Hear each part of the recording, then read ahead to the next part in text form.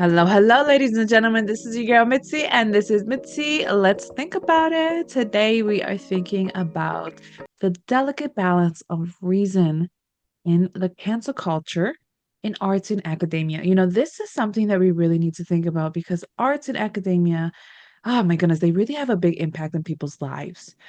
So this is truly important. So thank you so much, Sean, for coming on my show and sharing us with us your thoughts, your perspective, and why this is something that we all need to think about. So, okay, let's just dive right in. Why do you think this is something that we should think about? Right, thank you for that. Well, it's art. Art is an expression of people's soul. It's a reflection of society. It's how people feel and beautiful things too. But when it comes to being a reflection of things, it should be reflected in full, not in just politics or in what's fashionable or in messaging. And it's very hard to be a successful artist these days, or any kind of artist, if you don't have a message attached to what you do. And the book that I've just published, A Delicate Balance of Reason, goes into all the cancel culture reasons, culture war reasons rather, including cancel culture around that, and pointing out the problems with it and how intense it's become. And being a reasonable person means actually resisting all that kind of thing, not just saying, yes, well, that's what culture is now. Yeah, yeah, that's true. Not to just throw in the flag and not even have a voice or even a consideration of what's really going on. Because I really do love what you said in the beginning. I had to write that down real quick. The art's the reflection of our soul. Oh my goodness, that is a beautiful statement. Because if you really think about it, it really does represent what's going on inside of us. If we're having dark emotions, we're gonna represent that in our art, in our reading, in our paintings and our drawings, you know what I mean, and everything that we do. And if we're in a good mood and positive inside, and it's also going to reflect. So it's kind of amazing to think about that because we really don't. So I know you were talking about how the cancel culture affects all of this, and what is your opinions on that? Well, it, because arts is a soft target, and people who are into progressiveness, not to attack progressivism itself, which has had led to brilliant things like the civil rights movement and equality feminism and things like this, so positive things for society. Um, there are more and more voices of the centre saying it's been done in a difficult way, as in the arts is the softest place that you can do this because it's easy to capture. It's easy to get into the art schools, into the publishing houses, and to go in there with a political mindset as opposed to an artistic one, and try to change society by changing what we read and what we see. Uh, we know why people do that because as children they want to change the world and they want to be the change and all that sort of stuff. That's valid up to a certain point. It's valid up to a point where we've got equality, which actually we have. But everyone goes that we don't have equality as well, but actually we do, and we have a great deal of equality. It's kind of what we do with it now, how we're doing it on an interpersonal level, and to keep the message going by societal change in that way is just damaging the arts. And if a person, for example, if a person doesn't believe that a person can change sex, which is not an unusual view, there's a lot of people around the world who believe that people can't change sex. They should be allowed to say that without being cancelled or losing their job just because it's off a company's party line. I'm not Yeah. saying a person can or can't change sex. I'm saying they should be allowed to say it without being sacked or cancelled, right? And that can go in many, many different kind of ways. No, I absolutely agree. And I think that's a great point to point out, especially in this time where people are getting canceled just for even making remarks like that. Or as soon as someone's in disagreement, they just want to cancel them incompletely just because they're not agreeing with you. But why can't we tap into critical thinking? Why can't we tap into just respecting the fact that, okay, that's how you think, that's how you perceive it, but it doesn't mean you have to force me to believe in what you believe. You know what I mean? If you believe that you can change sex, okay, believe that, but don't force me to believe that. You know what I mean? And I think that's the problem, is that we are quick to be offended and we are quick to shut things down as soon as we feel like we're being attacked. And so many people feel like they're being attacked. So it just shows that so many people are vulnerable and they are sensitive and they can't just embrace what's being said without claiming it for themselves, if that makes sense. You know what I mean? Mm. I know completely what you mean, and you're talking the voice of the rational, the normal person out there, and normal. No one wants to be called normal, but it's a reasonable point of view you come from. Nothing wrong with Y- that. Um, Yeah. but politically, these days it doesn't help because everyone's binarized. They're all in two places, which is a much more profitable place for the internet companies because then they make their big profits. So they're quite happy with people being in weird camps. And when you come in as a human and say, hang on, can we have a bit of rationality, please? And can I enjoy that painting without thinking 500 years ago their father might have been involved in the slave trade, please? Can I enjoy that painting anyway? And someone say, no, Yes. you can't. You've got to think about the slave trade. Oh, Christ. That kind of thinking is hurting us. It's all about blame culture and blaming other people, whereas all you want to Yeah. do is admire a piece of art for what it is. Yes. Yes. Oh my goodness. Yes. I've been saying this in silence. I mean, like in my head, like with people. I mean, I know that's weird to say, but I absolutely agree. People can't let not only just let go, but they feel like they have to hold on to the hate, hold on to the pain, hold on to accusations, hold on to something that will literally change your DNA. All of these negative emotions literally affects all that you are. And how can we eventually stop all of this discrimination when we won't actually let it go? You know what I mean? And I love earlier when you said there's equality is out there. There is a lot of equality. It just comes down to personal choices. And when you start to discriminate and have prejudice and choose to um allow yourself to be fall in the racist form or fall in the sexist form or fall in whatever form that you want to fall into, but in reality, it's just like, why can't we just remember the fact that we are all humans and we're all trying our best that we can and we all make mistakes. And now it's like you get canceled for apologizing for something that you've done or said 20, 30 years ago when the time frame, the generation, the life was different back then. You know what I'm saying? And it's ridiculous because I've seen artists who have been canceled over skits or shows that back in the 80s and 70s and 90s were appropriate, you know what I mean, back then. I mean, not saying it's appropriate now, but doesn't mean that you should shame them or cancel them just because of what was acceptable and appropriate back then. If they no longer carry that persona or that mindset now in this day and age, shouldn't you move on too? You know what I mean? Shouldn't you like move forward too? But that's how I see it. How do you see it? Well, I see it exactly like that, and it's the presentism is what they call that now, which is how we think about, and apparently that's a big we because not everyone thinks like the way the the councillors think, But let's say they do. Um, Everything that has been made in the past needs to correspond with that, and if it doesn't, then it needs to be edited out. And this is essentially social Marxism updated. I'm not going to have an explicit go against Marx like lots of other people in my boat do, because in Karl Marx's time, 150, 200 years ago, he had economic things which had completely different challenges about trying to even up society, which went to communism.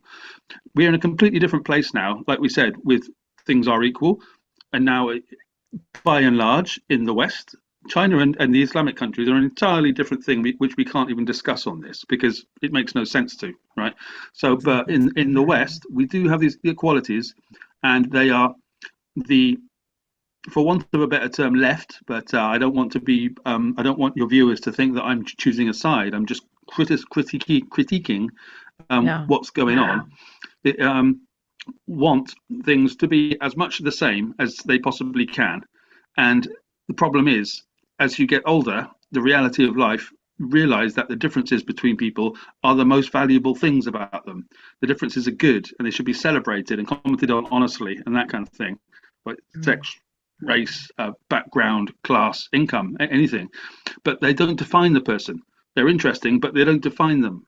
So Mhm. the most interesting thing about me is not that I'm white and English. It's probably something else, or the fact that I've written this book or I'm painting this picture. It's just that I'm put into the identity box, and this identity Hmm. box serves an aim of equity that we're talking about, which is all about it doesn't matter what you put in, everyone should have the same equity of outcome. That's not equality, it just means everybody receives the same whatever. There's a big misbalance to that, which it's a neo-communism. We might see something like that in lots of coming governments. It's what they want in Europe for sure. Um, and it doesn't look like the 20th century communism, which terrified us all with nuclear bombs and red flags and caps and stuff like that. It's much more smart, women in power suits, having equity, coming in with nothing, going out with everything, whoever you are, Yeah. and doing the same thing for some Islamic terrorist patriarch. So it's okay if you want the equity for them too. You know, that's having all of the moral relativism exploded into everything being okay. That's neo-communism. So I think I went off with your question a little bit, but that's where I ended up with it. So yeah. It's okay. It's a perfectly fine. We people go on rants all the time. I'm guilty, so you're good. And it all to be honest, it all flows in all together at the end of the day, and that's what I love because this is what you think about when you wrote this book, you know what I mean? All of these aspects.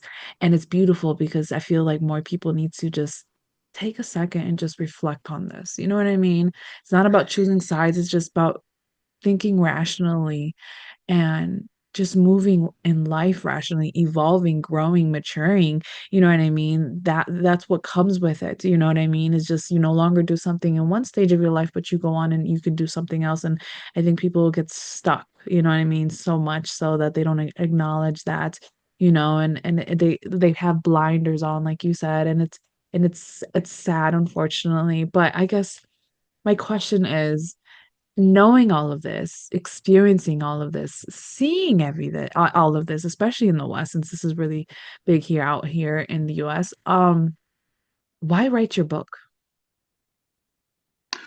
Why write this book? Cultural things aren't the only thing I write about. The last thing I wrote about last year was compelling speech, and that was about stammering. I'm a stammerer, as comes out from time to time, and I wrote. Mhm. And compelling speech refers to an earlier comment of yours in how can they tell us what to say. So I brought it in there in the don't tell me what to say with compelling speech, but also about the process of a stammer and how difficult it is for us to speak anyway. So another animal entirely about stammering. And before that, I've written a lot about music as well. So these subjects I write about. This one now because over COVID times, 2021, I actually started it then and finished it over that year, of isolation and being at home and all this. I put it all together, started to craft the cake, which is how you write a book. I don't just go from beginning to end and go a book. It's much more of a crafted back and forth process. Started then, finished about a year ago, and then got to release it 6 months ago. So basically it's book 9 in a series of this going from music into things like stammering and art, and now where are we, these culture wars. Elon Musk is in every news story, and it's just a very very good time for it. And because of the heat of the argument, I look at the heat, I acknowledge the heat, and then say that there's another way than the heat. That's what I'm trying to do. Mm, Post woke is a term that's been used by a reviewer, which is lovely because I don't like being anti woke. I don't like being anti anything, though that's good for sales. But that's not what the book is. It's just saying there's something after all this, which is why I'm probably on your podcast because it's a reflective thing. It's not a yeah. fighty thing. And that's the idea about it. It's trying to make things better, not to wind Yeah. things up further. Yeah, exactly. It's allow people to really think about this in multiple stages to see how it branches out into something bigger, and I think that's beautiful the way that you set that up. I mean, after 9 books, I mean, that's amazing to think about, but just because, I mean, you were able to break down something huge that will probably scare people, but you broke it down in such a way that it'll help people focus on one topic at a time, stammering music and then the culture of what's happening now. And then, I mean, come on, it's it helps people recognize what was and what is and what could be, and people, if Mm. people start realizing that phrase, then people will be like, okay, they can reflect on their lives differently, they can reflect on what's going on in society, in their environment, their community differently, because so many people get scared and they freak out and panic and then force other people to feel what they're feeling, and it's just like, we can't continue this anymore. You know what I mean? We can't continue to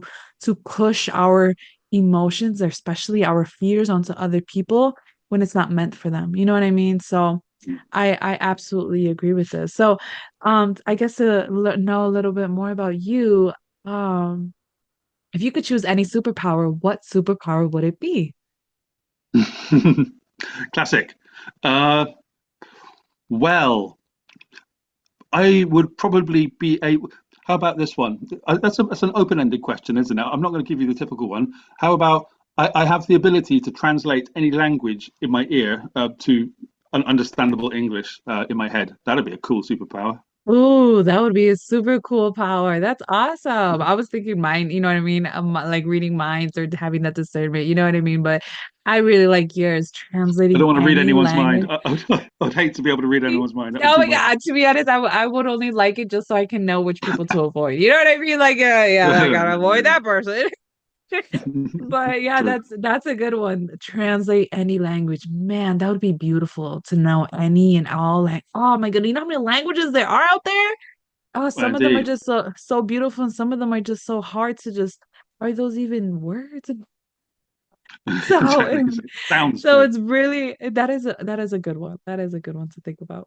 So, what would you tell your younger self if you could tell your younger self anything now that you know all that you do? Uh, I've got I've had a very rich life, and I'm not given to regrets. Just to let you know, that's a mindset. I just don't do them, as you can probably imagine. Maybe you don't either.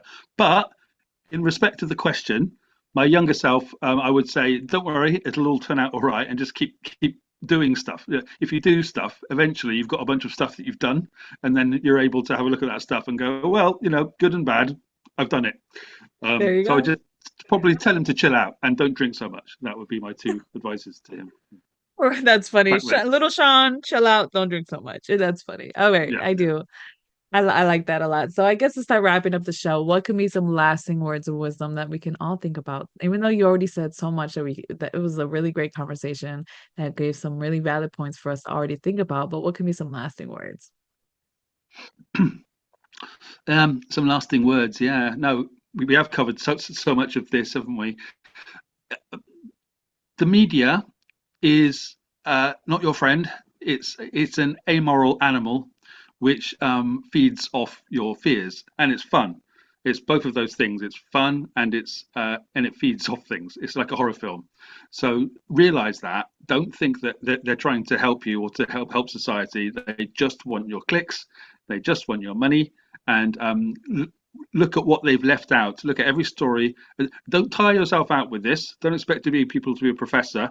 But in every story that you read or hear, wonder what they've left out and wonder why they've left it out. And once you've asked yourself that, you have a different reading of that article and your mind will grow. There you go. I like that. That's a great point for us to all think about.